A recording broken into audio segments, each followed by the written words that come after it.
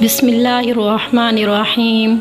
جمعہ کے دن ایک گھڑی ایسی آتی ہے جس میں انسان اللہ سے جو مانگتا ہے وہ اسے مل جاتا ہے، اس کی دعا قبول ہو جاتی ہے۔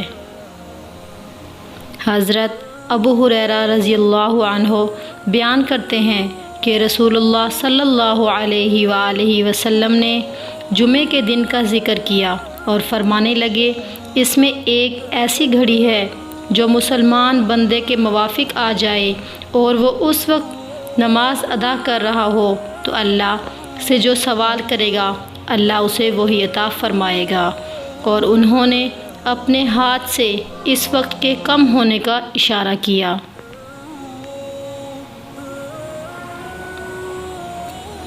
حضرت جابر رضی اللہ عنہ کی حدیث میں ہے کہ وہ عصر کے بعد کی آخری ساعت ہے، یعنی سورج غروب ہونے سے پہلے کا وقت ہے۔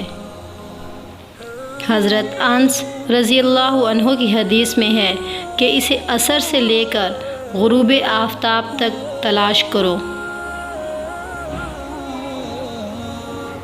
حضرت ابو موسیٰ رضی اللہ عنہ کی حدیث ہے کہ امام کے ممبر پر بیٹھنے کے وقت سے لے کر نماز کے ختم ہونے تک ہے۔